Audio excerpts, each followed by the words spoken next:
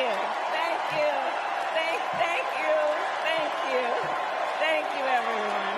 Thank you. Thank you. Thank you.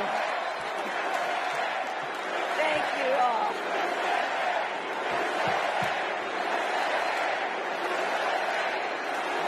Thank you all. Okay, we got to get to some business. Okay, thank you all. Okay. Thank you.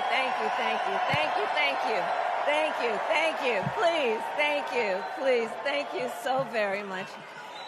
Thank you, everyone. Thank you. Okay, let's get to business. All right. So let me start by thanking my most incredible husband, Doug,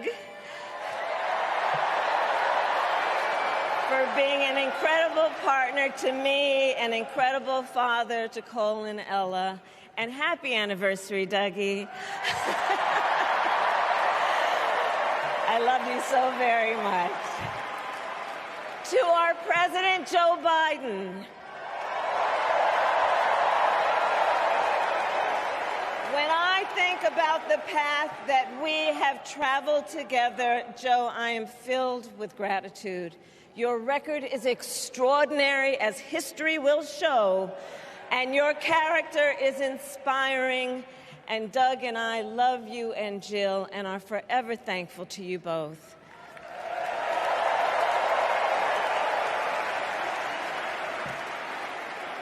And to Coach Tim Walz,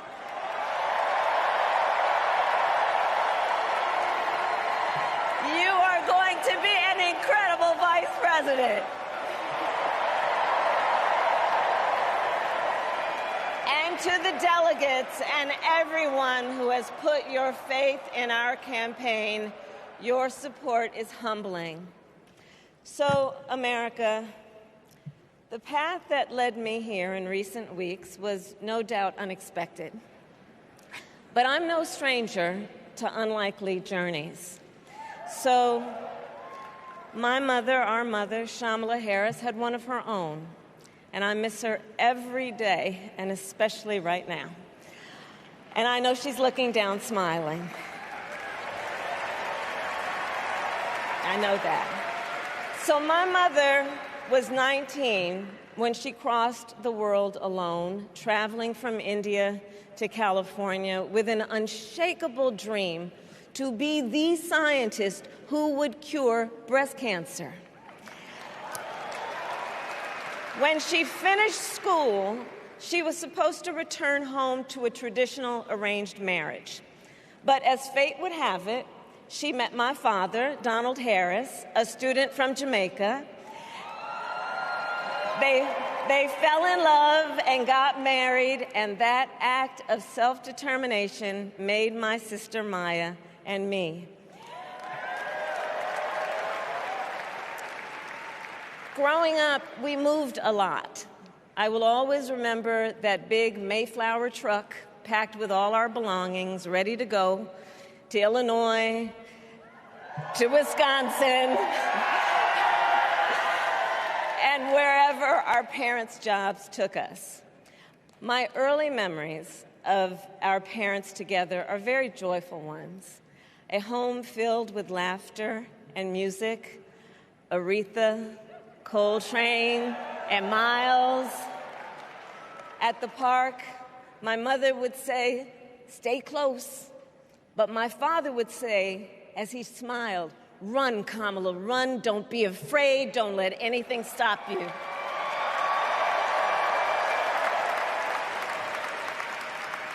From my earliest years, he taught me to be fearless. But the harmony between my parents did not last. When I was in elementary school, they split up. And it was mostly my mother who raised us. Before she could finally afford to buy a home, she rented a small apartment in the East Bay. In the Bay, you either live in the hills or the flatlands. We lived in the flats. A beautiful, working-class neighborhood, of firefighters, nurses, and construction workers, all who tended their lawns with pride.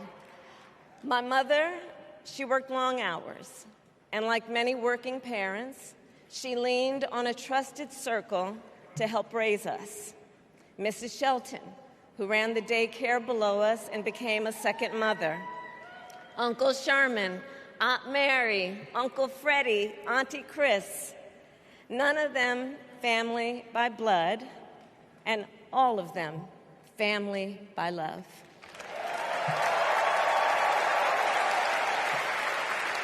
Family who taught us how to make gumbo, how to play chess, and sometimes even let us win. Family who loved us, believed in us, and told us we could be anything and do anything.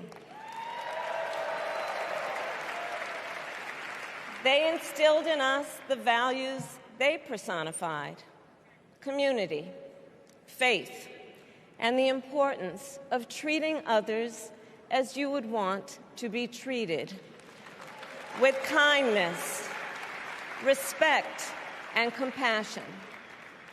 My mother was a brilliant, 5-foot-tall brown woman with an accent. And as the eldest child, I saw how the world would sometimes treat her. But my mother never lost her cool.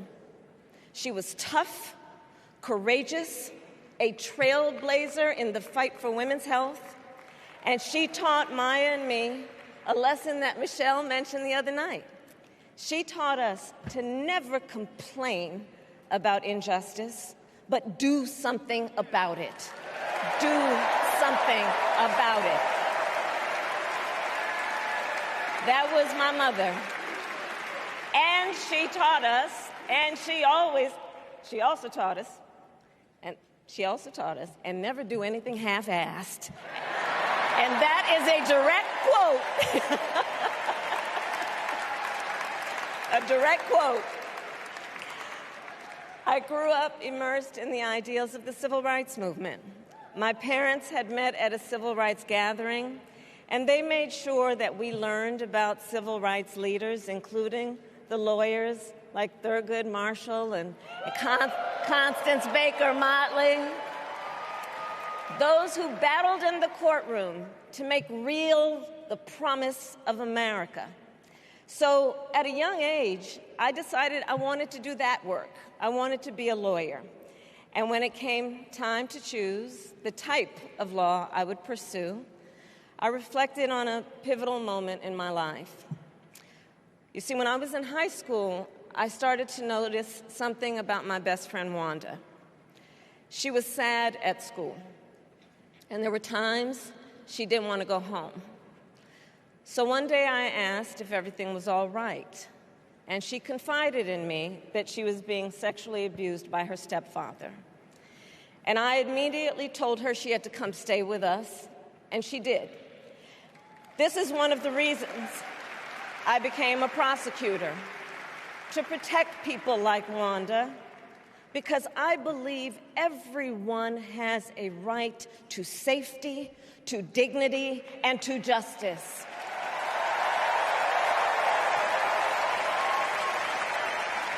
As a prosecutor, when I had a case, I charged it not in the name of the victim, but in the name of the people. For a simple reason. In our system of justice, a harm against any one of us is a harm against all of us.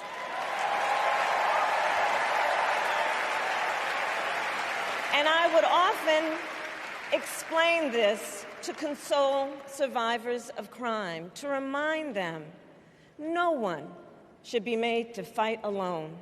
We are all in this together. And every day, in the courtroom, I stood proudly before a judge, and I said 5 words: Kamala Harris for the people.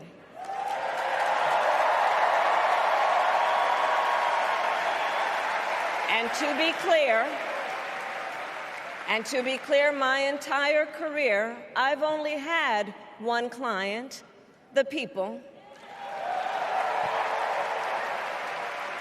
And so, on behalf of the people, on behalf of every American, regardless of party, race, gender, or the language your grandmother speaks, on behalf of my mother and everyone who has ever set out on their own unlikely journey, on behalf of Americans like the people I grew up with, people who work hard, chase their dreams, and look out for one another, on behalf of everyone whose story could only be written in the greatest nation on earth, I accept your nomination to be President of the United States of America.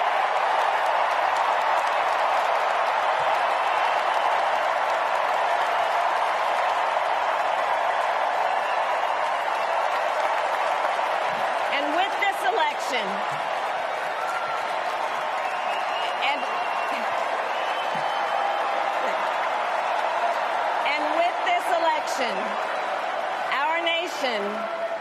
our nation with this election has a precious, fleeting opportunity to move past the bitterness, cynicism, and divisive battles of the past, a chance to chart a new way forward. Not as members of any one party or faction, but as Americans. And let me say, I know there are people of various political views watching tonight, and I want you to know, I promise to be a president for all Americans. You can always trust me to put country above party and self, to hold sacred America's fundamental principles, from the rule of law to free and fair elections to the peaceful transfer of power.